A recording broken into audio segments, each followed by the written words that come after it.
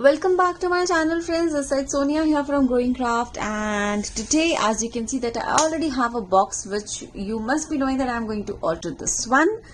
So of course, yes, I'm going to alter this one, but I just want to show you that this is a watch box with 1 2 3 4 5 6 7 14 slots. No, 1 2 3 4 5 6 sorry, 12 slots for watches. And this is something which I really wanted to organize my watch collection. I'm a big fan of watches. I love having watches, although I have very few, very few, but I have planned that I'm going to alter this box for myself. Now when I wanted to do this box, I was actually struggling with the color shades which I really want to use, and I really want to share that what was happening and what I was thinking when I was planning to make this one. So this is the first napkin which I really wanted to use. I love this shade. This is a maroon kind of shade which I absolutely love. Then I thought of first with this one, I thought of using this as a one straight line, and other one which I thought was that I will have this in complete white texture, white base. Then I will do this box and everything. So I am still very confused between these two napkins, that which one I should make. So now I have decided that I'm going to go with this one or this one. I'm still very confused. I'm really confused still. Okay, let me just think. Which one do you think is going to look good?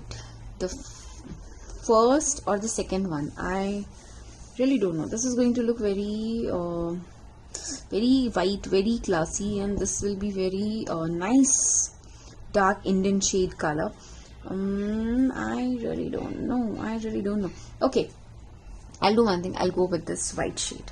I'll use this napkin somewhere else, maybe, or maybe with some other boxes which I have. So yes, you heard me right, I have a huge collection of boxes with me, and that is something which I really like. I absolutely love collecting box and decoupage napkins, and I just pick it up then and there wherever I get it from. Okay, so here I'm going to use the same technique of using your water, your thin paintbrush, and just trimming out the design which you want for your decoupage work. And here I am creating a nice border, and I'm trying to do as much border work I can do so that I can trim it down. And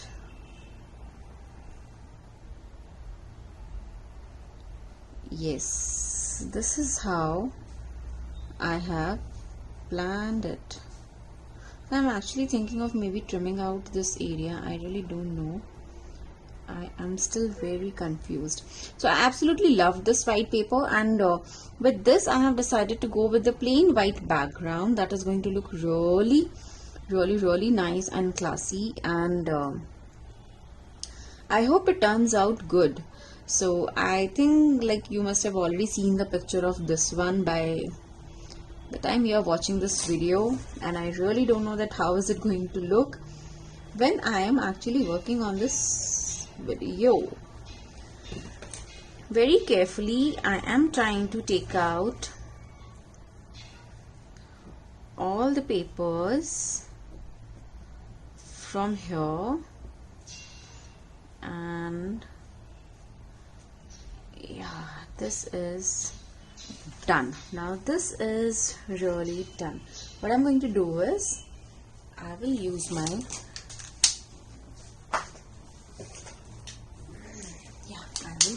heat gun to dry this up, and this will also help me in making sure that my plies come out quickly. Okay, so here I'm done.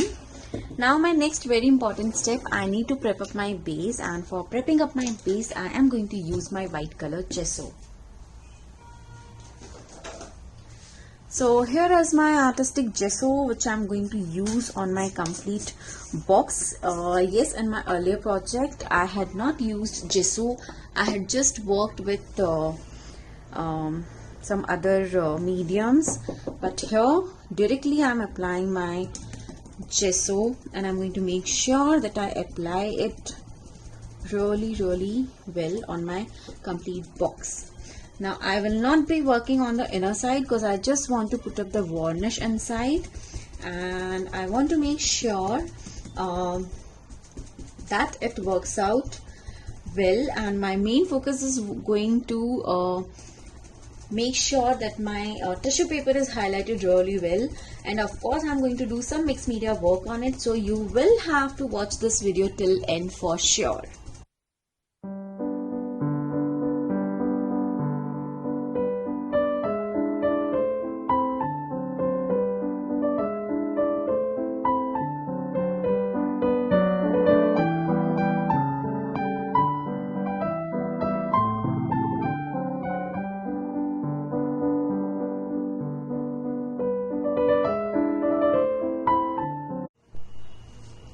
Now I've kept it on a box so that I can color up the sides, and here is, like, I'm done with the top layer, and now I'm coloring the sides of my box. And I'm using my sponge dauber here because I have realized that using like, if you are working on a plain white surface or any plain surface with a single color shade, then having your sponge dauber really helps in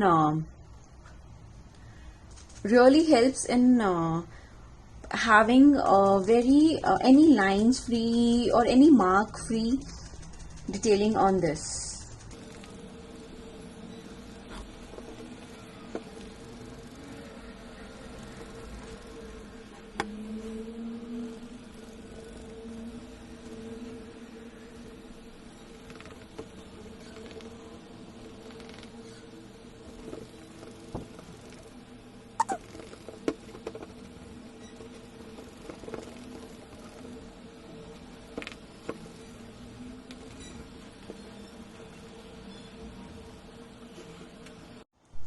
So it's time to stick my decoupage napkin. My base has not dried out completely. I mean, the top portion is dried out well. Sides are still wet because I did good 2 coats of thick coat of gesso, as I did not want it to see any of my background color, the base color. So I had to do a good gesso work on this. Now with my fingers I will just open the edges of this napkin. So what happens is, when you use your water, it tends to accumulate on the edges, and which makes it a little thicker from the edges. Now you can see that if I'm doing it with my fingers, it's fine. If I'm using my nails, it immediately gets scratched because this is the very thin layer of the napkin. So you have to be very careful with this. Okay, so here I am done with my ply removing process, and now I need to start with my sticking of decoupage napkin work. So here I am going to use my matte finish Mod Podge. Yes, so here is my flat brush, and I know that how much area I will be needing, so I will be applying my glue on the complete surface, and then I will stick my napkin. Now this is just to make sure that everything sticks well. My decoupage napkin sticks well, and this is also going to help me in sticking my napkin at one go, which is at times I feel is really important, and is really something which makes your work way easier. So I'm going to start with this end, and I will be using another flat brush to stick this. Now I really can't take too much of time, otherwise my decoupage glue is going to dry out. So I need to start it with this one corner. Let me try with this one. Okay, this looks quite good to me, but as it's a napkin, it's really delicate. So yeah, let me take a flat brush. This is a big size flat brush which is really going to make my work easier. So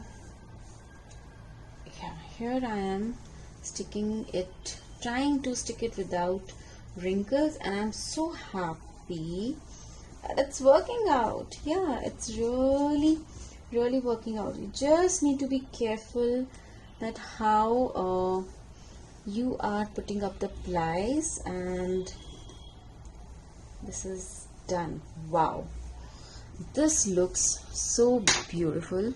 I just need to add some of my decoupage glue here, and with the same brush I'm giving it a good press so that it sticks really well on my base. And this has sticked so beautifully, so nicely, and this is looking gorgeous.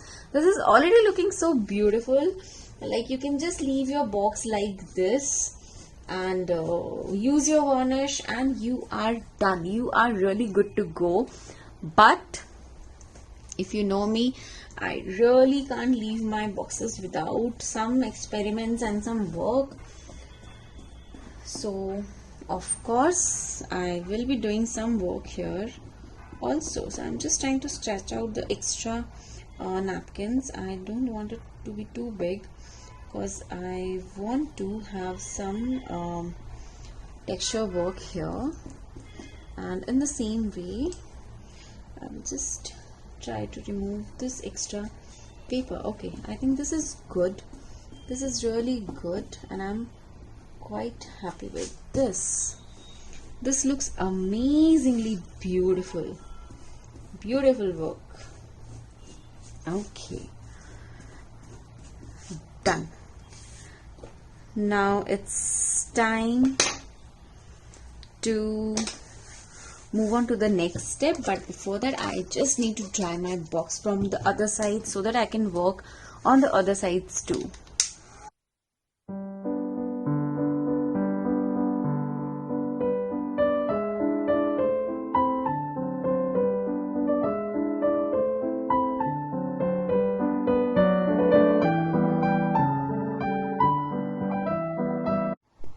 So now next step is to add some beautiful texture, and here I am using this stencil which has a really beautiful design, and yes, I will be now doing my texture work on this. So for this one I have taken my modeling paste and I will be doing this on the complete lid. Yes, you heard me right. I will be doing this step. I will be adding texture to my complete box. Now here is something which I did wrong, that I should have layered my stencil, like placed my stencil from these edges, which I have not done. So later on I will have to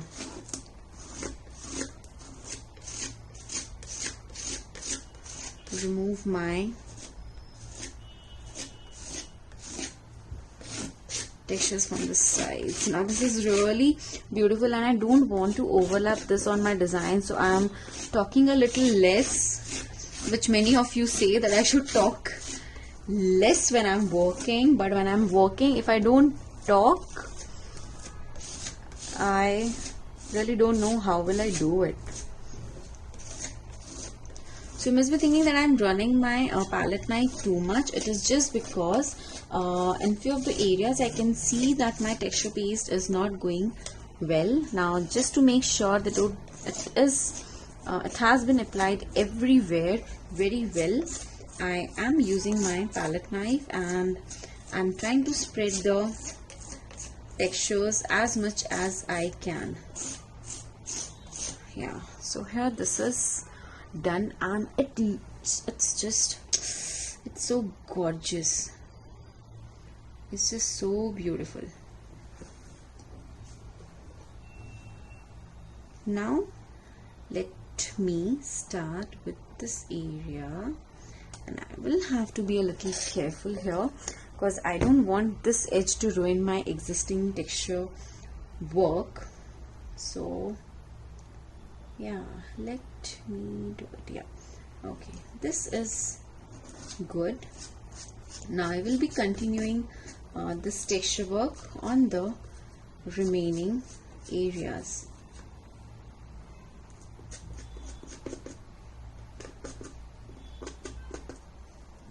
Done. This is done. This also looks good. Now I need to finish up this area. So if you work with your stencils beautifully, very easily you can continue with the designs and the pattern what you have decided. Just a bit of like, what do I say, just a bit of you just need to be a little careful, and you are so good to continue your designs here.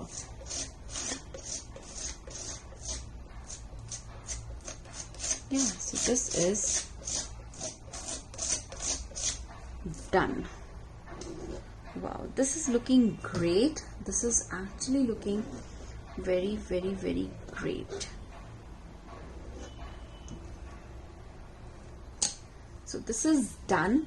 I am done with my texture work. I'm just removing any of the extra texture work from these sides, and it's done. It's looking so beautiful and so gorgeous, and the way it has mixed up with my napkin is really making it so pretty. Now I'm again going to use my heat gun to dry this up. So my texture paste has dried out completely, and it's looking already so gorgeous. It is looking so fab. And now I need to add some color splashes on this, but before that I am trying this with you all. Let's see how much it works out. So here on my decoupage napkin I am going to do my varnish work. Yes, I will be doing my varnish work in the mid only on my decoupage napkin area. Now why am I doing this? I am doing this just because I don't want any of my colors to come on my decoupage napkin surface.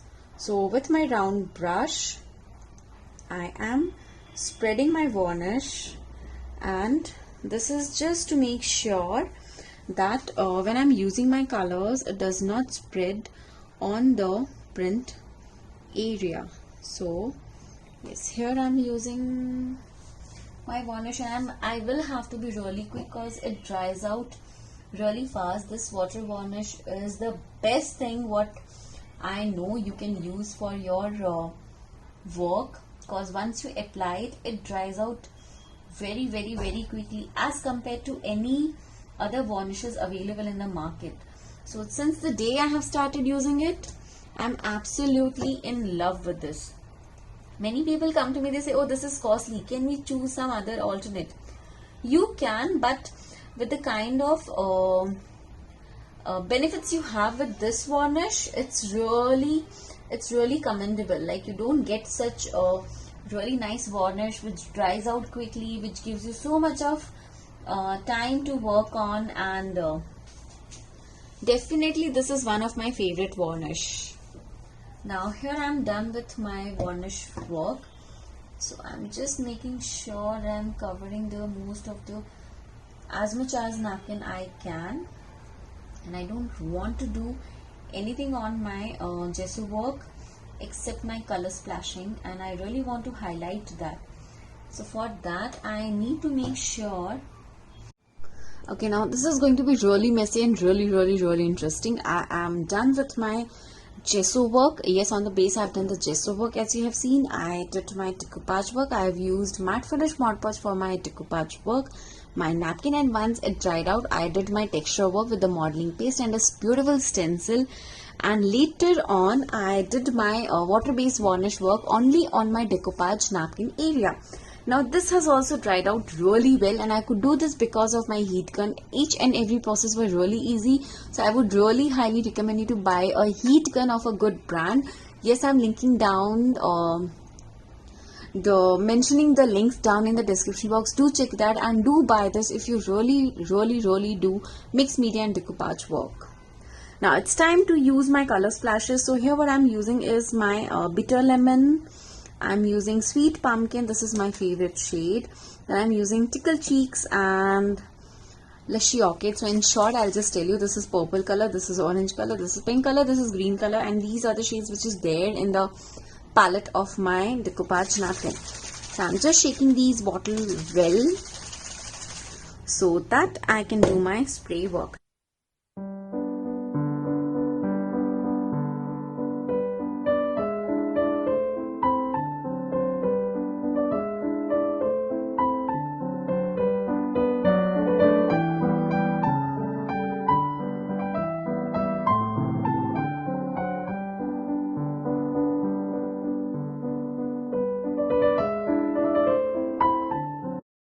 This, and I'm going to run it here and there just to make sure that my edges are colored properly. Now in the same way, I will take up my, now can you see, just because I had put varnish, I can easily clean up the excessive color.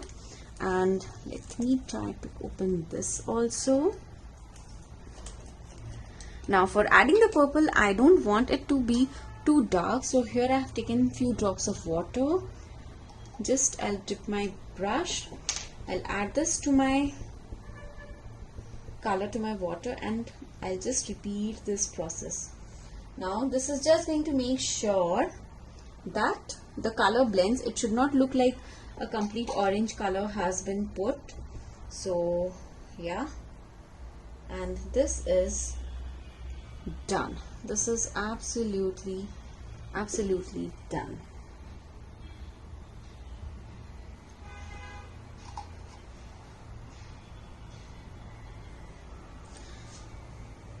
So this looks beautiful. Now I need to use my heat gun to dry this up. Yes, I really need to dry this up quickly, and then we will move on to the next step.